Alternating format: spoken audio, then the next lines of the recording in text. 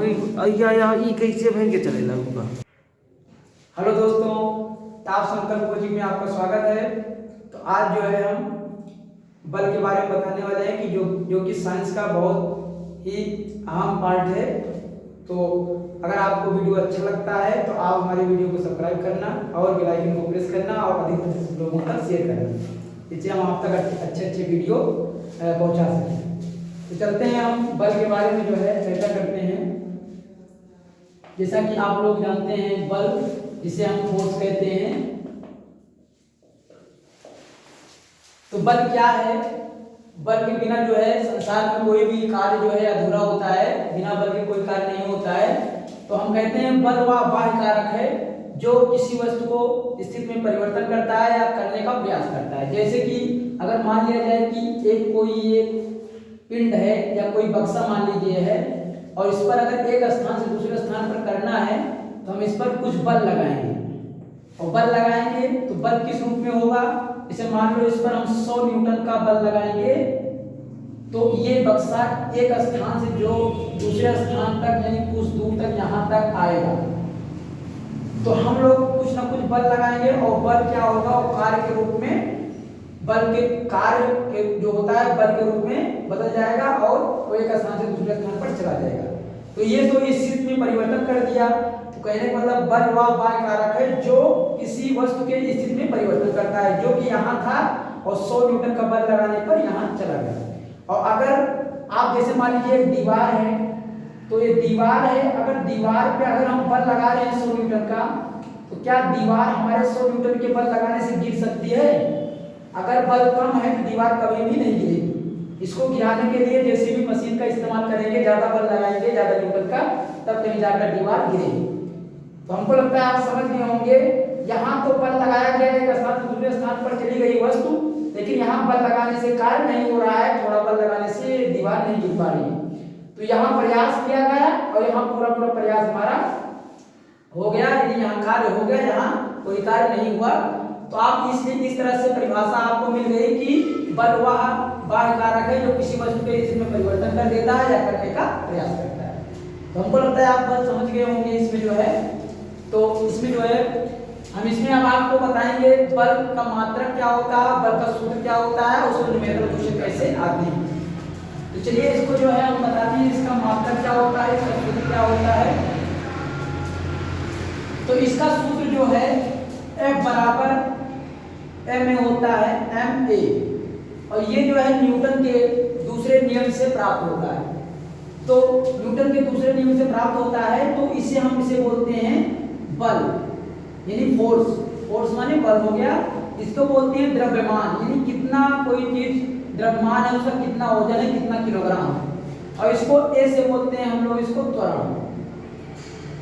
तो आप हिंदी में भी देख रहे हैं, इंग्लिश में भी देख रहे हैं। बल का मतलब होता है F यानी फोर्स, F का मतलब होता है मास यानी द्रव्यमान, A का मतलब होता है एक्सेलरेशन यानी त्वरण। तो बल तो आप समझ गए, हमने बता दिया। द्रव्यमान क्या है?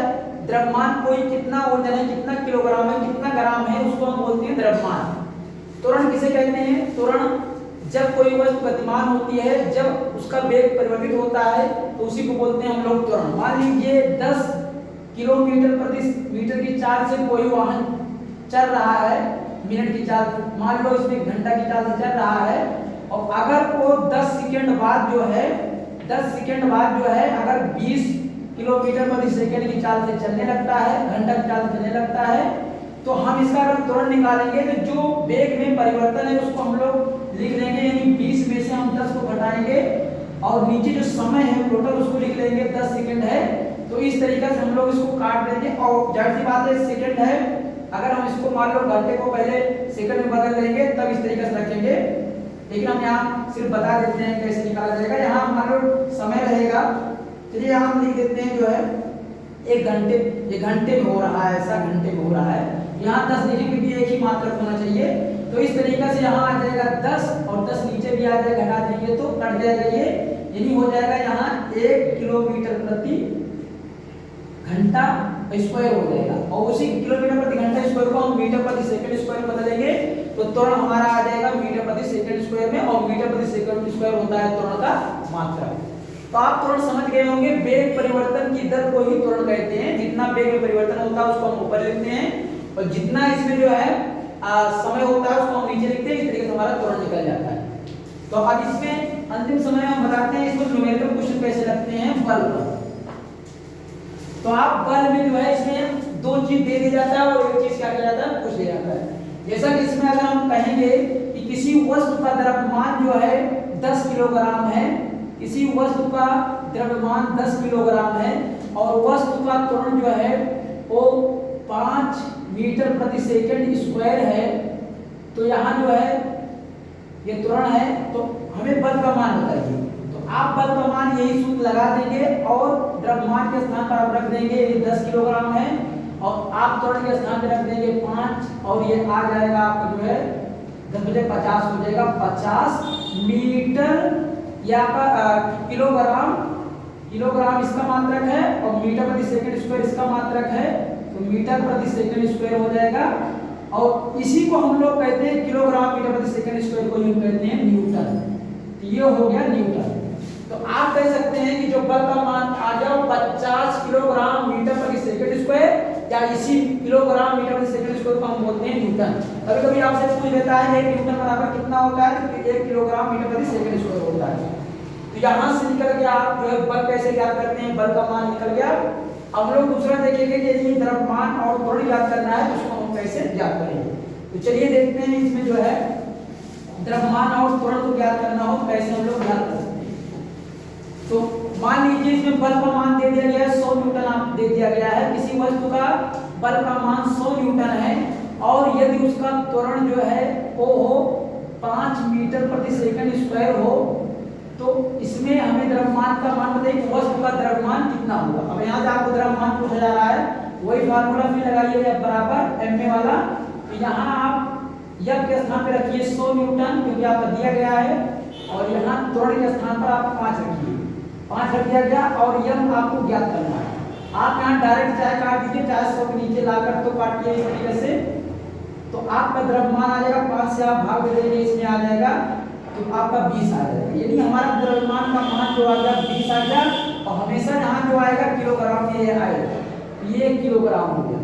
तो आपका द्रव्यमान वस्तु का जो द्रव्यमान है वो 20 किलोग्राम आ गया। आप सेम इसी तरीके से आप त्वरण का मान भी निकाल सकते हैं। उसमें आपको बल का मान दे दिया जाएगा और द्रव्यमान का आप इसको द्रव्यमान को नीचे लाएंगे, आप त्वरण का मान भी निकाल सकते हैं। तो दोस्तों आपने यहाँ बल समझा और बल का मात्रक मैंने बताया जैसा कि न्यूटन है, आप उसको समझे और आप यहाँ द्रव्यमान को भी समझे और त्वरण समझे और इसको किस तरीके से इसको न्यूमेरिकल क्वेश्चन आते हैं उसको भी आपने समझा। हाँ, यहाँ आपको इसका जो है मात्रक भी मैंने बताया कि त्वरण का मात्रक मीटर प्रति सेकंड स्क्वायर होता है, द्रव्यमान का किलोग्राम होता है और बल का न्यूटन होता है। और मैंने ये भी बताया कि किलोग्राम और मीटर प्रति सेकंड स्क्वायर बराबर 1 न्यूटन होता है। और आपने उसको न्यूमेरिकल भी जो 3 तरह से हमने जो है बताया वो भी आप देखें। तो आशा करते हैं आपको बल समझ में आया होगा। आप हमारे वीडियो को सब्सक्राइब करिए और बेल आइकन को प्रेस करिए और अधिक से अधिक लोगों तक शेयर करिए। आपसे अगली क्लास में पुनः मिलेंगे।